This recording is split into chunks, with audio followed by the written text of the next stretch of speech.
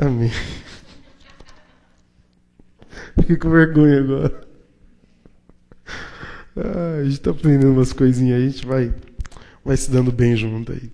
Queridos, eu louvo a Deus por tudo que o Senhor é e está fazendo na minha vida, na vida da minha família, na vida da nossa igreja. Mas não tem sido simples. E não tem que ser. O problema é quando a gente quer que seja simples e fácil, né?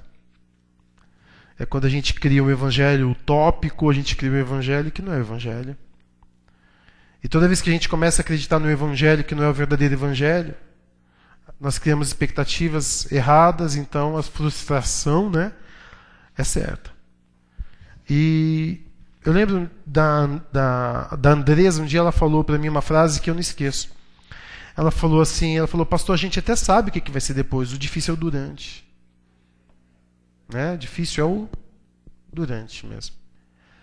Só que ao mesmo tempo em que o Senhor sabe que é difícil, a gente tem tanta promessa na palavra de Deus para a nossa vida, que a gente precisa se apegar. Eu quero contar, e eu falei outro dia para Deus em casa, falei, Senhor, toda mensagem, eu preciso contar o contexto da mensagem, e o que eu senti de Deus no meu coração, e eu creio que essa é uma das formas de Deus falar conosco, através daquilo que Ele nos toca, nos inspira no coração, foi de que Ele daria direção em cada mensagem. E hoje eu tive meu tempo a sós com Deus, e quando eu cheguei lá no meu tempo a sós com o Senhor, eu fui conversar com meu pai. Então, como eu tenho feito, já falei até em outra mensagem, pontuei para Deus algumas coisas. Eu tive uma experiência assim, para a glória do Senhor, não é esporádica, o Senhor fala, o Espírito Santo fala ao nosso espírito, eu já tenho pregado isso a vocês, eu creio nisso, eu vivo isso. E eu estava ali, eu abri meu coração para Deus, das lutas na minha mente, no meu coração, no ministério. E quando eu abri, e eu esperei uma resposta do Senhor, o Senhor disse assim, abre a Bíblia em 1 Coríntios capítulo 1. Eu vou falar com você. Então eu abri os olhos, peguei a Bíblia e abri em 1 Coríntios capítulo 1. E queridos, a experiência que eu vivi hoje foi sobrenatural. O Senhor tira com a mão. O Senhor traz uma revelação tão profunda para a gente, né? Ele fala, Ele conversa com você. E eu creio que Deus vai estender para você nessa noite aquilo que Ele conversou comigo. Eu não sei que luta você pode estar passando na sua vida, mas eu queria que você aceitasse essa mensagem como um consolo de Deus para você. E você vai entender o que significa até essa palavra nessa noite também. Por isso, 2 Coríntios, capítulo 1, se eu falei 1 Coríntios, aqui eu me confundi. 2 Coríntios, capítulo 1. Paulo já havia escrito a primeira carta, que nós chamamos assim, aos Coríntios, uma igreja que passava por muitas lutas, e Paulo passava por muita acusação. Paulo não era um pregador de grande preeminência, ele era um homem de prisão, ele era um homem de perseguição, ele era um homem de caminhada e fundar igrejas. Paulo não tinha WhatsApp, Paulo não tinha Facebook, Paulo não podia ficar se promovendo em redes sociais, não tinha isso, mas tinha carta. Paulo tinha as pessoas que viajavam e contavam para ele. Paulo amava as igrejas que ele fundava. E Paulo escreve a primeira carta de Coríntios. Ele não se defende na carta, ele defende a pregação dele. Paulo sabe que quando ele é atacado, a sua mensagem automaticamente também é atacada. Então Paulo escreve para defender, porque havia dentro da igreja pessoas criticando Paulo. E criticando Paulo, provavelmente a mensagem dele, que ele chama em 1 Coríntios de alicerce, da fé cristã, que ele pregou Cristo, fosse abalado. E todo bom construtor sabe que se você abala o alicerce, todo o restante está comprometido. Então Cristo é o nosso alicerce, e esse não pode ser abalado. Se você concorda comigo, diz amém. Que isso não se abale na sua vida. Nunca.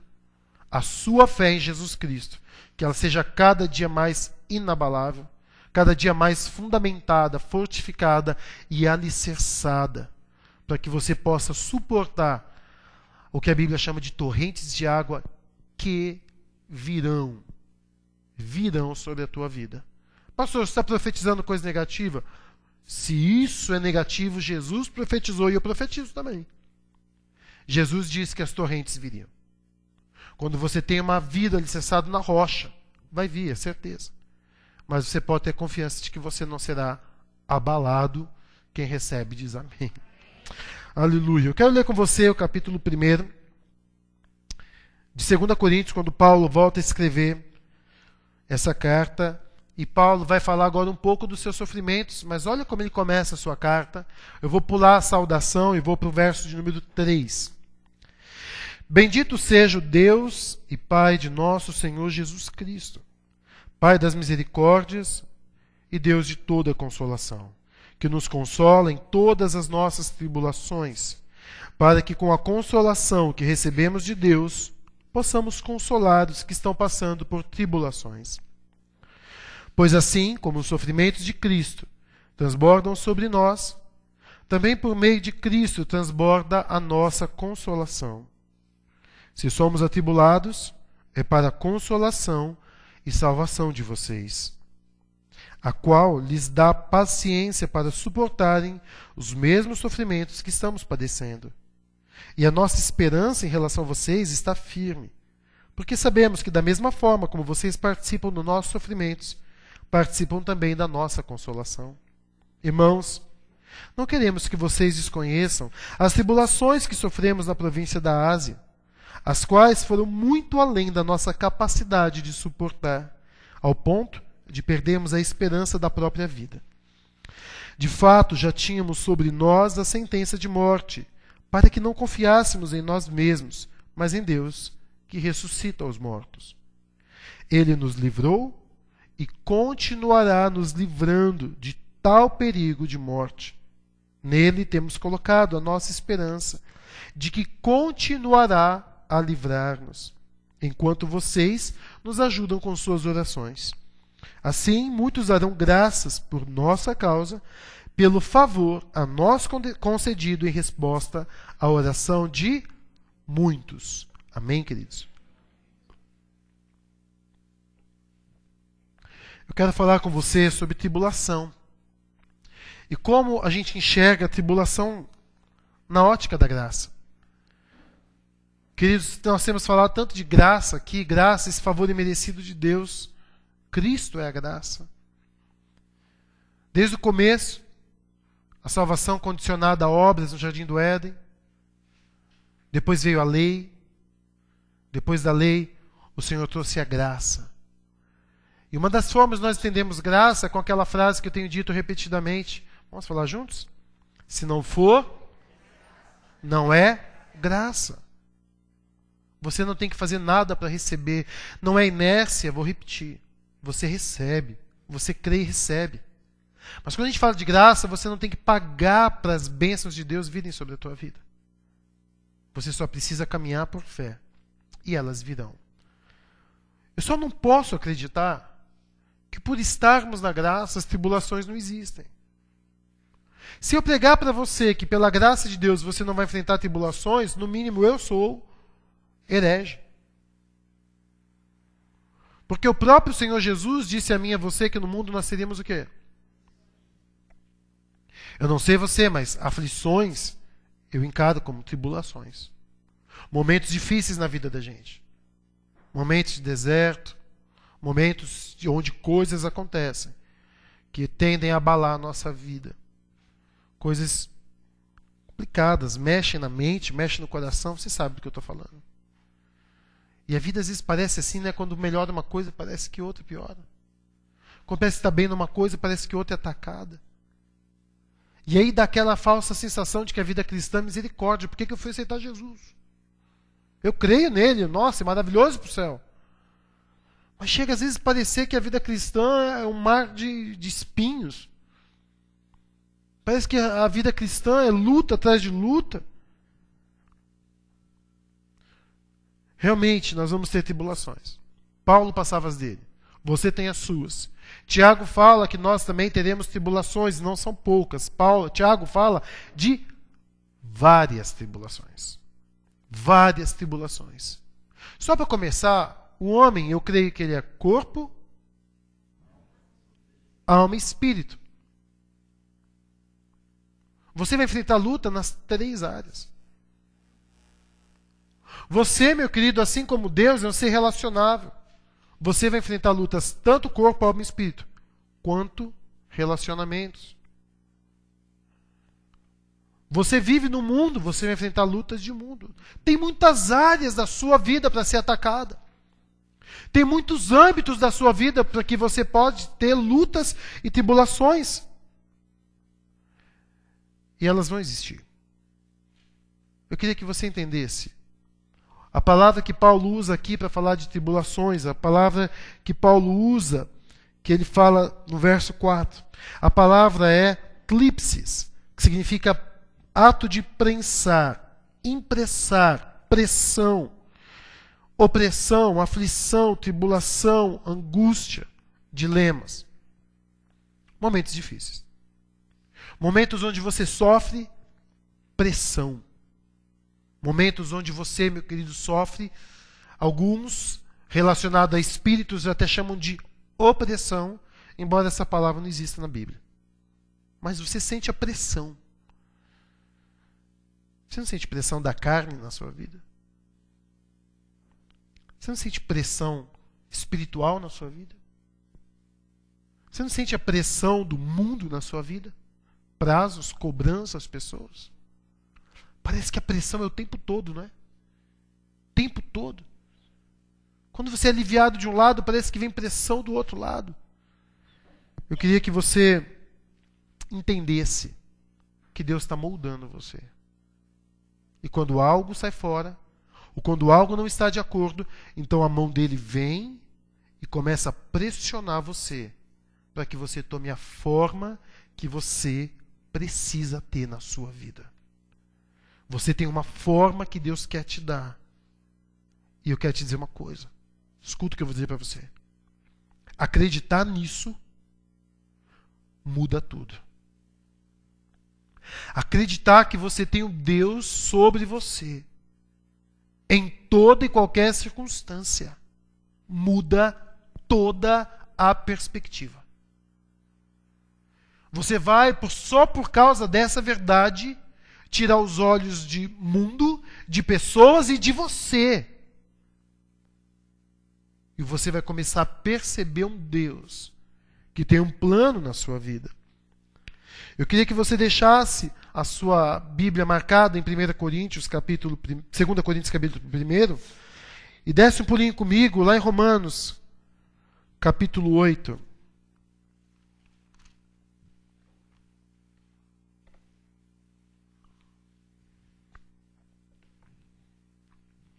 Olha o que o apóstolo Paulo diz para mim e para você sobre sofrimento, pressão na nossa vida. Romanos capítulo 8, vamos ler do verso de 8 em diante. Considero, olha o que Paulo está dizendo, presta atenção. É assim que eu penso. É assim que eu vejo. Quer ver só um exemplo? Olha para mim um pouquinho.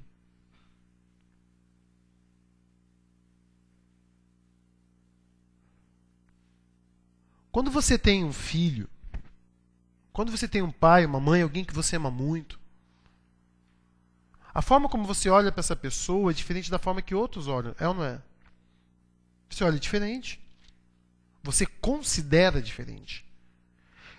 Essa pessoa na sua vida, ela tem uma influência diferente.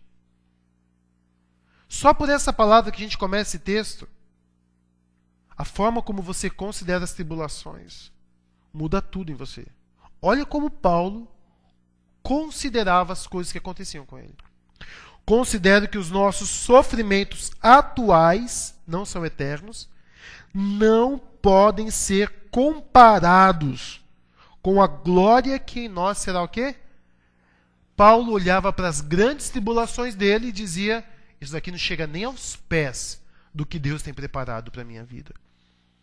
A natureza criada aguarda com grande expectativa que os filhos de Deus sejam revelados, pois ela foi submetida à inutilidade, não pela sua própria escolha, mas por causa da vontade daquele que a sujeitou, na esperança de que a própria natureza criada será libertada da escravidão da decadência em que se encontra, recebendo a gloriosa liberdade dos filhos de Deus. Está dizendo, um dia eu vou ser liberto. Até a criação está esperando o dia da libertação. Eu vou esperar também. Ou seja, eu não vou considerar nada na minha vida o fim. Quem toma isso como bênção e pós para a sua vida diz amém. Não vou considerar o fim. Porque o fim está nas coisas de Deus, não nas coisas do mundo. Sabemos que a natureza geme até agora como em dores de parto. E não só isso, mas nós mesmos que temos os primeiros frutos do Espírito, gememos interiormente, esperando ansiosamente nossa adoção como filhos, a redenção do nosso corpo. Paulo está colocando os olhos na esperança do amanhã, não no aqui. Pois nessa esperança fomos salvos. Mas esperança que se vê não é esperança, então não olha para o que se vê. E ele diz, quem espera por aquilo que está vendo, mas esperamos por aquilo que ainda não vemos, aguardamo-lo pacientemente. Da mesma forma, o Espírito nos ajuda em nossa fraqueza, pois não sabemos orar, mas o próprio Espírito intercede por nós com gemidos inexprimíveis. Aquele que sonda os corações conhece a intenção do Espírito, porque o Espírito intercede por nós, de acordo com a vontade de Deus. Meu querido, nas tribulações nós precisamos nos entregar ao Espírito Santo, porque nem orar eu sei. Mas uma coisa eu te digo, o Senhor vai te ensinar a enxergar as tribulações com os olhos dele. E elas só vão passar quando você aprender. Há uma necessidade de Deus estar moldando o nosso coração conforme o coração do Senhor. Verso 28 diz que todas as coisas cooperam para o bem. Toda a pressão da tua vida, o Senhor está transformando você. O Senhor está moldando a tua vida. Encara assim, meu irmão. Por que você está falando tanto disso, pastor? Porque hoje eu subi sem essa visão. E eu desci com essa visão e mudou tudo na minha vida. Hoje eu subi praticamente dizendo para Deus, eu não estou aguentando mais a pressão que eu estou vivendo. Mas quando o Senhor trouxe a revelação do que é essa pressão,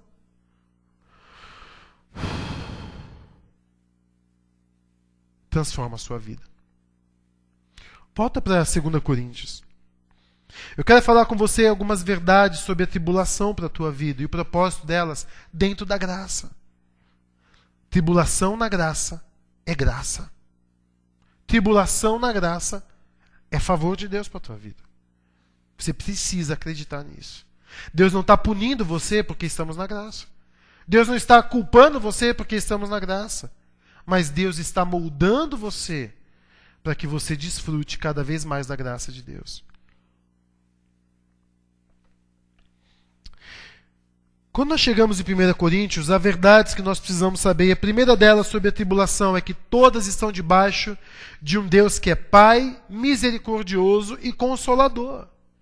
Olha o que diz lá na palavra de Deus. Bendito seja o Pai de nosso Senhor Jesus Cristo, pelas misericórdias de Deus e de toda a consolação.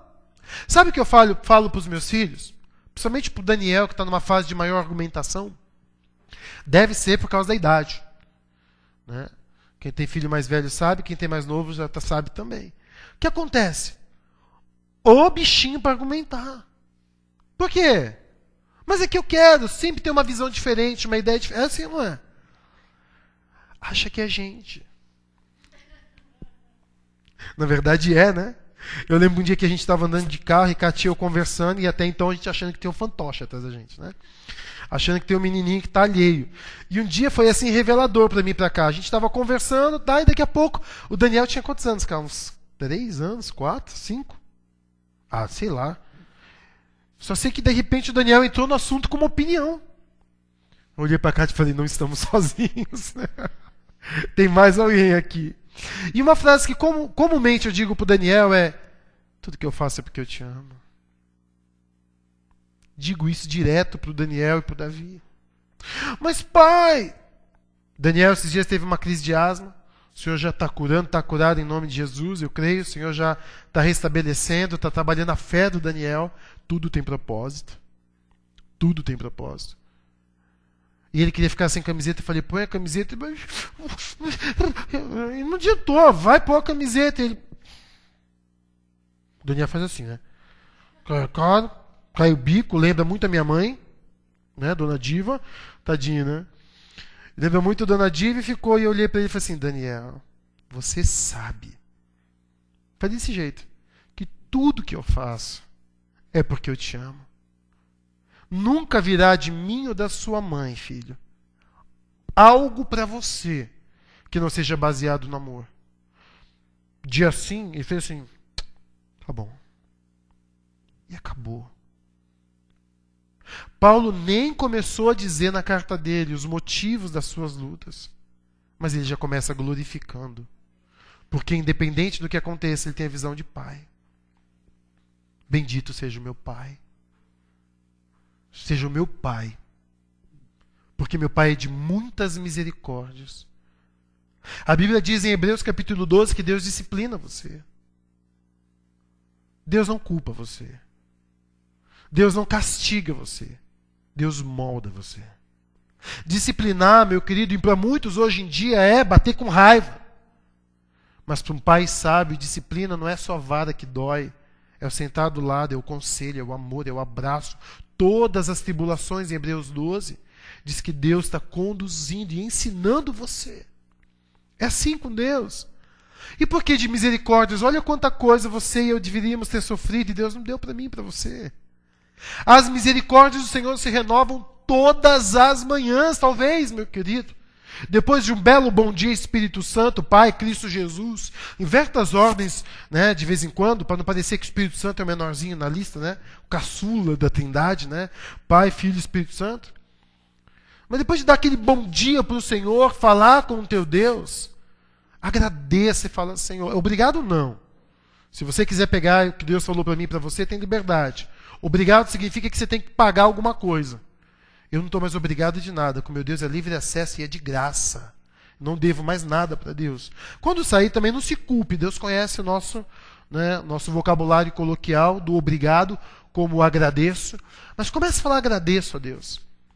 E eu vou dizer uma coisa. Quem aqui pecou hoje, diz amém. Quem aqui pecou hoje, diz amém bem alto, só para ver se sai na gravação de quem está ouvindo. Amém. Amém. De qual desses pecados o Senhor vai se lembrar amanhã cedo quando você acordar? O pessoal que está ouvindo essa mensagem não vai ouvir isso. Mas a resposta foi? Nenhum. Nenhum. Certeza. Nenhum pecado. Eu lembro quando eu pedi perdão para o meu pai. E Deus falou, vai lá pedir perdão. Acho que eu já falei isso em outra mensagem. E quando eu falei para o meu pai, falei, pai, me perdoa por isso e isso. Meu pai falou assim, eu nem lembrava mais. Assim é o seu Deus. Então, quando você achar e o diabo te acusar dizendo que o que você está passando é porque você não presta e que Deus está irado com você, Paulo vai falar de tribulação, mas ele começa reconhecendo o pai dele. Meu pai é o meu pai, ele é misericordioso, ele é o pai de toda consolação. Sabe o que significa isso? Não haverá uma circunstância que o pai vai fazer uma coisa que foi um dia que marcou a minha vida na história com a dona Edivalina. Dona Edivalina é minha mãe, tá bom, gente? A gente chamava de Dona Diva, mas o nome dela era mais complexo que isso. Edivalina. Eu lembro que um dia a gente estava brincando de nome, um amigo meu falou assim, não sei nem pronunciar. Eu falei, tá bom, né? Você visse o nome do pai dele. Mas a minha mãe, ela um dia, eu lembro que eu falei um palavrão para minha mãe. Acredita nisso? Fiquei tão bravo que eu falei um palavrão para minha mãe. Na hora, a minha mãe fez cara de triste, chocada. Minha mãe era muito boa para ensinar. Minha mãe fez uma cara de triste, ela regalou o olho e falei, bom, agora que minha boca sangra, né?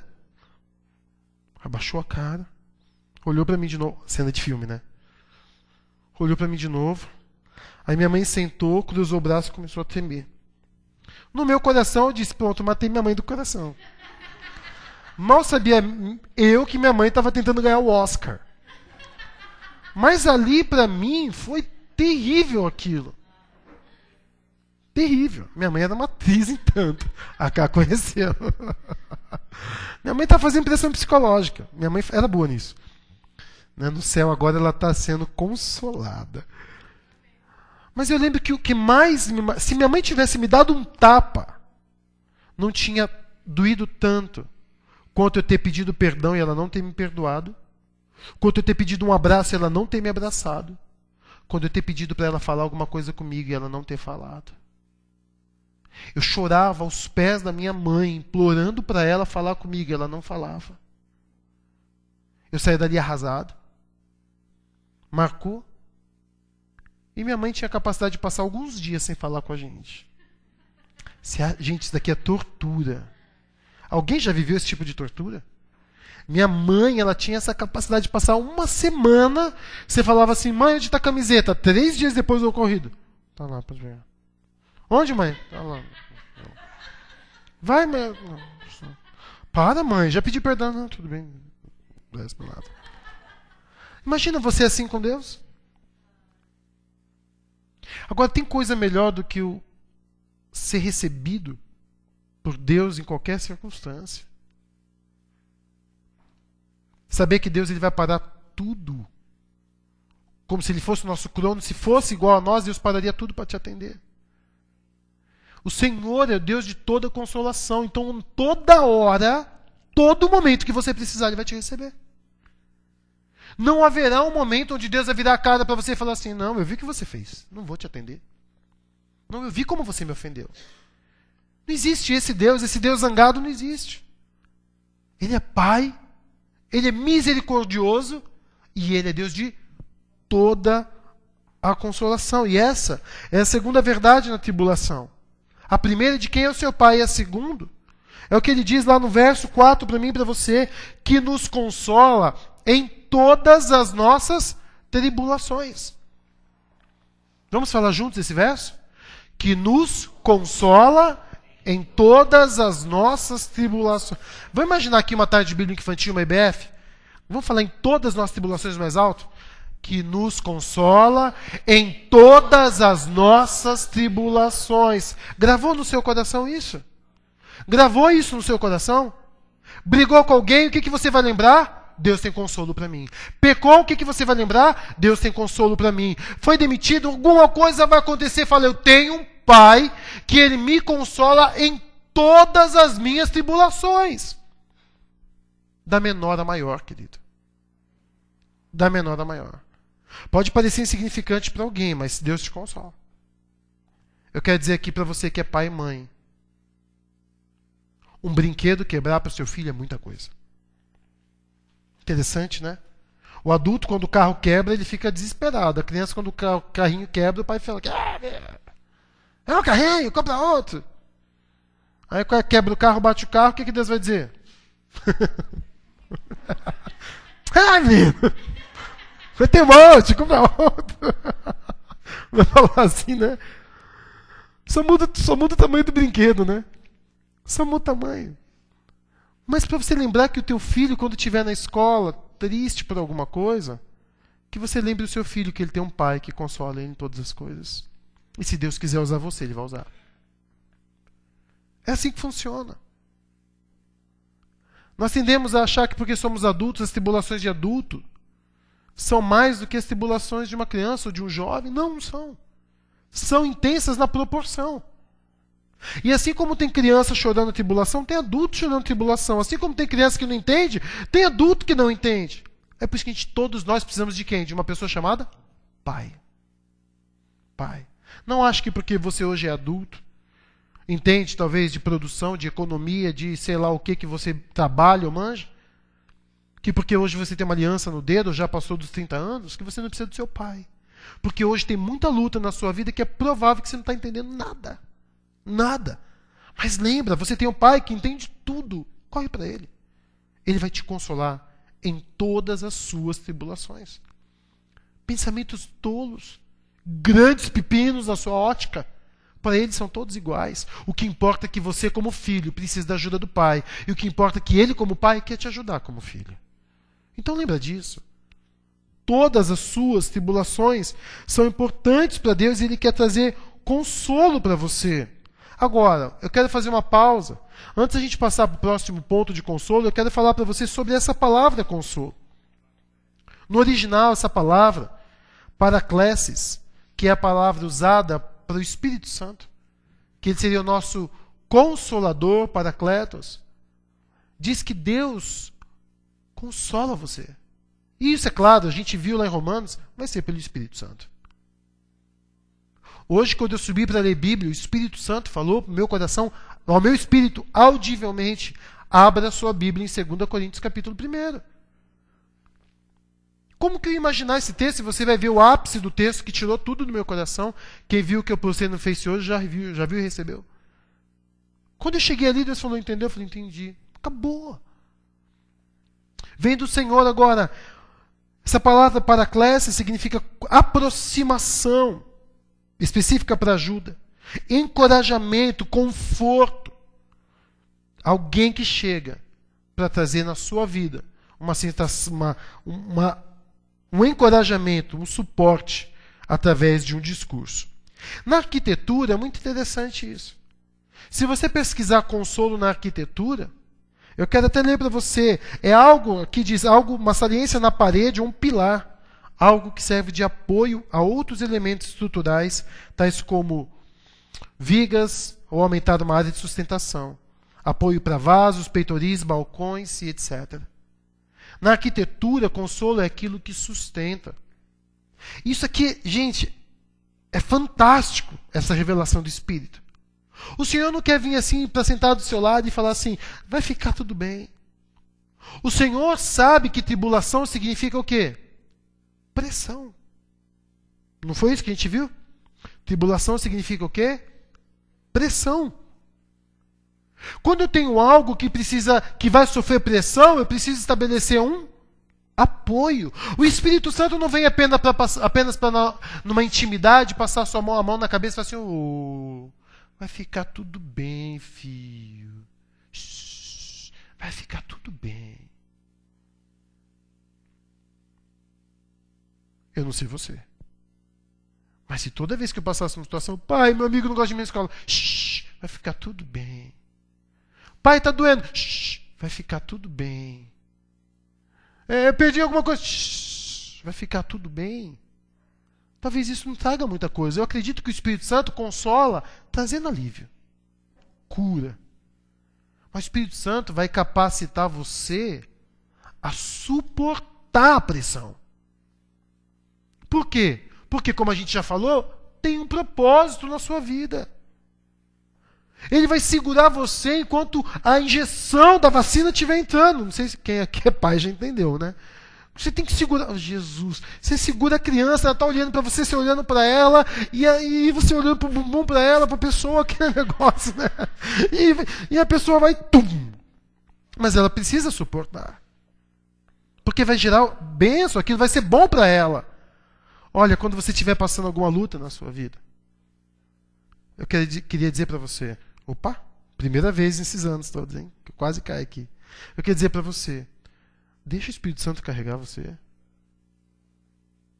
Para de só sentar do lado e falar, e aí, o que a gente faz? Não. Não é geralmente isso que a gente quer? Geralmente a gente quer solução para Deus. Senhor, resolve. Quando ele fala, deixa eu te carregar, te sustentar nesse momento onde eu estou moldando o teu corpo, o teu espírito e a tua alma. Onde eu estou trabalhando em várias áreas da sua vida. Eu quero sustentar você. Porque no dia a dia, se você pegar na nossa língua, consolo é alívio.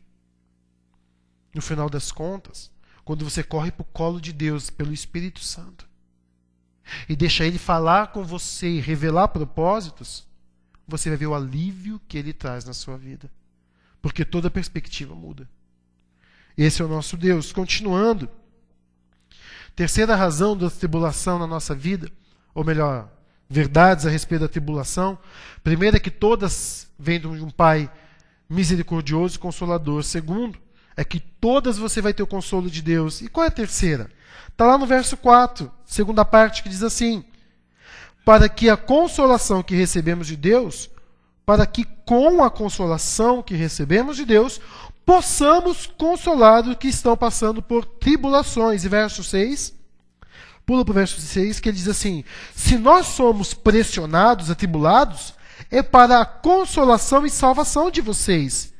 Se somos consolados, é para a consolação de vocês, a qual lhes dá paciência para suportarem os mesmos sofrimentos que estamos padecendo. Paulo está falando de algo, meu querido, que é comum ao cristão, passar por lutas pessoais, espirituais e do mundo. Vamos passar. Como eu já disse em outra mensagem, não quer passar, pede para ser promovido. Lá é melhor. Crente não tem que ter medo de morrer. Mas crente não deve querer morrer. Quando? Quando a gente tem a visão de Deus. Querido, a gente vai ter tribulação nessa vida, não tem o que fazer. Agora, por que Deus está permitindo você ser pressionado?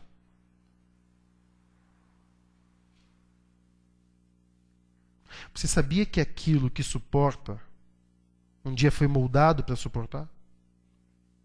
Deus, meu querido, está te moldando para você ser suporte para que outros sejam moldados. As pessoas estão olhando para você. A galeria de heróis da fé, lá de Hebreus 11, mostra de quantos deles, lá em Hebreus 11, passaram por lutas. Quantos deles? E venceram. E sabe o que diz lá em Hebreus 12? Visto que temos grande nuvem de testemunhas, corramos com perseverança a corrida que nos é proposta. Deus está fazendo de você um testemunho do seu poder. Deus está fazendo de você um testemunho da glória dele. Então o Senhor está vendo a pressão que te molda e ele vem como suporte para que você seja usado por Deus para ser colocado na vida de outras pessoas como suporte através do teu testemunho, através do que você vai aprender, através do que você vai se tornar em Deus, pelo Espírito Santo em Cristo Jesus. Amém, querido? Quando você estiver passando por lutas, fala: Deus, eu quero ser usado na vida de outros. Então me ensina.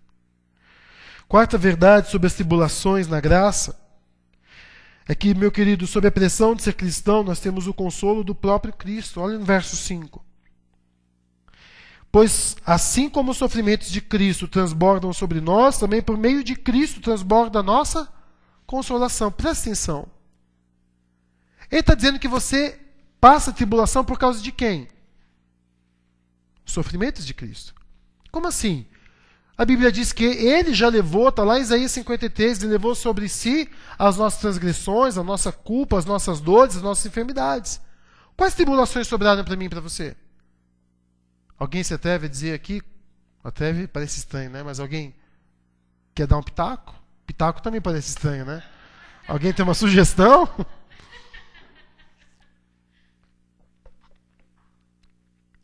No mundo tereis aflições. Jesus falou: assim como me perseguiram, perseguirão vocês. Por causa do quê? Do Evangelho. De mim. Você começa a viver a graça, o amor, você começa a pregar, a viver, entender expressões na tua vida, as pessoas vão começar a ver Cristo em você. Vendo em Cristo em você, você pode se preparar que o inimigo não vai ficar feliz. E eu não quero que você tenha medo do inimigo. Tome essa palavra para a sua vida agora, amém? Porque você tem um Pai de misericórdia e você tem um Pai de toda consolação. Não tema o inimigo. Não estou dizendo ignore Satanás. Estou dizendo não tenha medo do diabo. Não precisa, meu querido. Por outro lado, diz que o Senhor sabe que você está sendo pressionado por causa dele.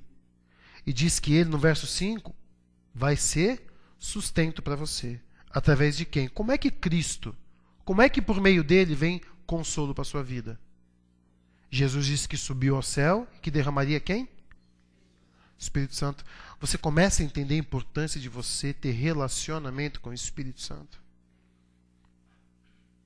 Como é fundamental se relacionar com o Espírito Santo.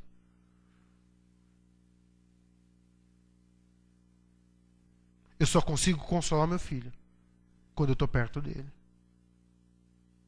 Eu só consigo aliviar o meu filho de qualquer pressão que ele tenha sofrido na escola quando ele entra no carro. Lá na escola, eu longe, eu não consigo. Mas já testemunhei aqui outra mensagem que Deus mandou chegar para o Daniel e para o Davi dizer o quê? O Senhor manda dizer para vocês, foi assim que eu falei para eles, que quando eu te deixo na escola, eu não posso estar contigo, mas Deus, o seu Pai de verdade, está com você. Conversa com ele, Daniel. Conversa com ele, Davi. Em tudo que você passar. Deus deixou o Espírito Santo na tua vida. Deixa ele suportar você. Porque se você sofre por causa de Cristo, você vai vencer no poder de Cristo. E o poder de Cristo é o Espírito Santo do Senhor. Quinta verdade sobre as tribulações da graça é que elas são maravilhosas, e agora cheguei aqui no que Deus mais falou comigo, e eu falei, entendi, louvado seja o Senhor. Verso 8 e 9 diz assim, já vou falar o ponto para quem está anotando. Irmãos, não queremos que vocês desconheçam as tribulações que sofremos na província da Ásia. Provavelmente Paulo sofreu em Éfeso ou entre Éfeso e a Macedônia. Da Ásia, as quais foram muito além da nossa capacidade de suportar, ao ponto de perdermos esperança da própria vida. De fato, na verdade, Paulo dizendo, nós já tínhamos até sobre nós uma sentença de morte, para que não confiássemos em nós mesmos, mas em Deus, que ressuscita os mortos. E a quinta verdade é que as tribulações tiram de nós toda e qualquer capacidade pessoal e coloca toda capacidade e esperança só em Deus. Bingo! Você chegou lá. Quando você entende, quando eu cheguei nesse verso, o Espírito Santo falou comigo. Para de tentar pelo seu esforço. Para de se preocupar. Olha o que eu fiz com o meu servo. Ele passou a tribulação até o ponto de dizer, e Paulo está afirmando, Paulo, se você ler as cartas dele, não é nenhum chorão. Foi além da nossa capacidade de suportar. Talvez Paulo tenha até desanimado. Se for opressão física, talvez até desmaiado. Até ter dito, não aguento mais.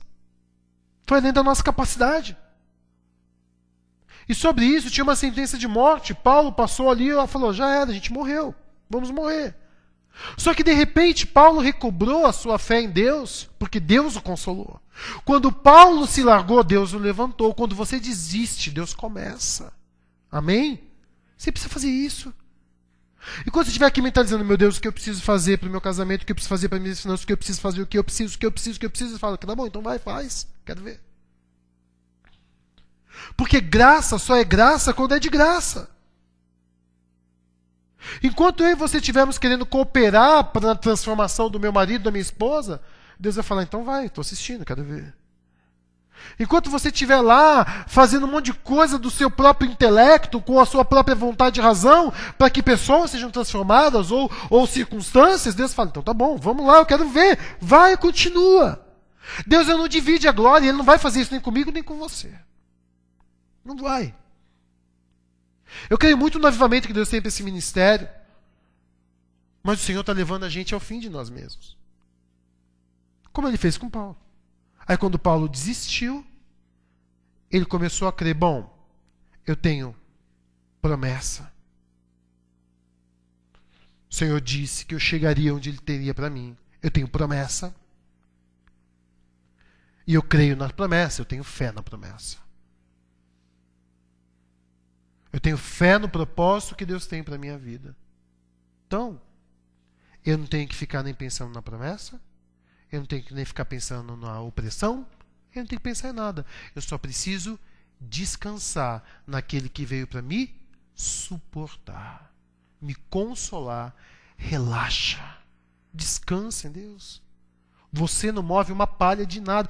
Alguém aqui consegue acrescentar uma hora à vida? Eu vou te dizer uma coisa, para Deus isso é nada. E Ele fala, se você não consegue acrescentar uma hora à vida, por que você está preocupado com as outras coisas? Deus não está mandando você ser displicente. Hoje eu não vou trabalhar. Deus está dizendo, coloque a confiança no seu esforço. Deus não está mandando você ser displicente falando, bom, então eu vou largar minha esposa. Não, Ele manda você amar sua esposa como Cristo amou a igreja. Você vai confiar que é desse jeito, que se tem alguma coisa para mudar, vai ser mudada. Ah, então eu vou largar meu marido, esse traste. Não, Deus fala para você ser submissa. Mas até ele sendo um traste, mesmo ele sendo esse traste. E você vai confiar que através dessa maneira que Deus mandou, o milagre vai acontecer. Só descansa. Minhas finanças, do alto vem toda a provisão. E a perseguição, e o meu coração e a minha mente, descansa. Quando você chega no fim de você mesmo, Deus está começando a agir. Então, você só sofre quando você não descansa. E não muda nada. Alguém aqui já fez rapel?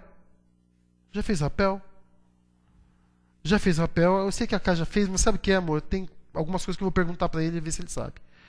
Não que você não sabe. Se você souber, você me ajuda, né? Tá bom? É que eu imagino que a Cá não saiba, tá, gente? Eu não tô diminuindo a Cá, não. Tô quase caindo daquele lado. Deixa eu puxar um pouquinho pra cá. Bom, eu fiz rapel no meu primeiro ano de seminário. Que experiência triste. Né? Não tem graça nenhuma, rapel. Ou negócio chato. Né? Talvez você vai entender o porquê que eu não gostei de rapel agora. Primeiro que você olha, tem aquele mundo de despenhadeiro para baixo. Tem um lugar em Atibaia que chama Pedra Grande. Aí você coloca aquele negócio que chama o quê? Tipo cinturão, né? Mas parece uma cueca, né? Um negócio aqui e tal, e você coloca aquilo. Aí aquilo passa no negócio que, não sei se você sabe, que trava a corda aqui, o mosquetão. É mosquetão? Aí você passa, coloca lá os negócios, aí você tem a parte da inclinação, você pegou a corda, uma corda está travada e a outra está aqui. Essa corda, você quando se inclina, você vai soltando. Vai soltando e vai descendo. Essa corda vai liberando. Essa daqui é só para você ter ponto de equilíbrio. Quem sabe fazer rapel sabe de uma verdade. Você não faz esforço nenhum. Você só confia na corda que está presa, senta e vai soltando, curtindo a paisagem. Pergunta se é assim que eu fiz essa caminhada. Quando eu cheguei lá embaixo, assim, eu não estou exagerando, não é teatro. Quando eu cheguei lá embaixo, tremendo, eu não conseguia abrir a mão. Porque eu depositei toda a confiança no meu braço. E eu ficava segurando essa mão, porque se essa daqui falhasse, eu ficava preso. É a ideia que eu tinha. A minha mão doía. No dia seguinte, a minha mão doía demais. Porque eu não confiei. E eu não precisava ter feito nenhum esforço. Nada. Você entende? Às vezes é assim a nossa vida. Você está fazendo esforço e está sofrendo, quando na verdade você só precisa o quê? Confiar. E olha onde vai além do confiar. Solta a corda, meu Deus do céu. Solta a corda. Porque até se você soltar com tudo, ela vai travar. Então, meu querido, confia no Senhor. Confia. E tira a ideia de que você está segurando a corda. Não ache que você está sendo sustentado porque você está ali pensando, perdendo as noites, e está ali, e está falando, e está brigando. Não está mudando nada. Deus só está te assistindo. Mas quando você falar, Senhor, Ele vai falar, relaxa. Quando você relaxar, Ele vai dizer assim, olha o que eu fiz para você. Pergunta-se lá de cima, eu contemplei as belezas de Deus. Quando eu estava lá em cima, eu estava tão dominado pelo medo, que eu só via se a corda estava presa, como que o cara descia, como que os outros faziam. Eu não vi nada. E quando você está preocupado, é assim, você perde as bênçãos de Deus para a tua vida. Tudo que Deus está fazendo na sua vida. Paulo está dizendo, quando eu perdi a esperança e comecei a acreditar, eu falei, então está na mão de Deus. Porque o que Ele tem para a minha vida, nem a morte pode impedir. Porque se alguém me matar, Ele diz aqui, eu comecei a confiar no Deus que até morto ressuscita. Escuta o que eu vou dizer para você. Tem tanto propósito para a tua vida, que você não tem que temer nada. E você precisa acreditar que tudo tem propósito. Tudo tem uma razão de ser naquilo que Deus tem para você. Tudo pode estar doendo. Pode estar incomodando. Mas se você achar o consolo de Deus, vai parar de doer. E vai parar de incomodar. Porque você vai confiar no Senhor de todo o seu coração.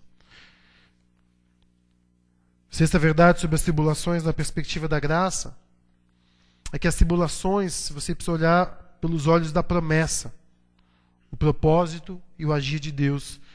E aí, como eu disse, vai gerar fé e descanso. Como eu já falei, quero mais ler o verso 10 e 11, que diz assim, Ele nos livrou e continuará nos livrando.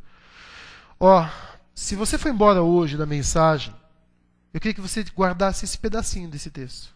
Ele nos livrou e continuará nos livrando. Ele está agindo e continuará agindo. Deus está fazendo, continuará fazendo. Ele é o mesmo Deus hoje que vai ser amanhã na tua vida. Ele nos livrou e continuará nos livrando de tal perigo de morte. Nele temos colocado nossa esperança de continuar a livrar-nos, enquanto vocês nos ajudem em suas orações. E aí ele está falando para mim e para você, meu querido, que ele tinha uma perspectiva de promessa, de propósito, do agir. Como eu tenho promessa e propósito, Deus está fazendo. E vai continuar fazendo. E para terminar, em sétimo lugar, sétima perspectiva que você tem que ter da tribulação na graça, é que você precisa compartilhar suas tribulações. Por quê? Você precisa compartilhar suas orações, suas tribulações, porque elas só podem ser vencidas em oração. Muito do suporte que você vai ter na tribulação vem porque tem pessoas orando por você. Olha o que diz o verso 11. Enquanto vocês nos ajudam, nos suportam com as suas orações. Assim, muitos darão graças a Deus por nossa causa, ou seja, pelo que Paulo, pelo ministério dele, pelo favor a nós concedido em resposta à oração de muitos. Escuta o que eu quero dizer para você. Quando você ora, Deus concede favor. Deus concede favor. Olha o que está dizendo aqui. Pelo favor a nós concedido em resposta de muitas pessoas. Eu quero dizer algumas coisas para você. Primeiro, todos nós temos sofrimentos.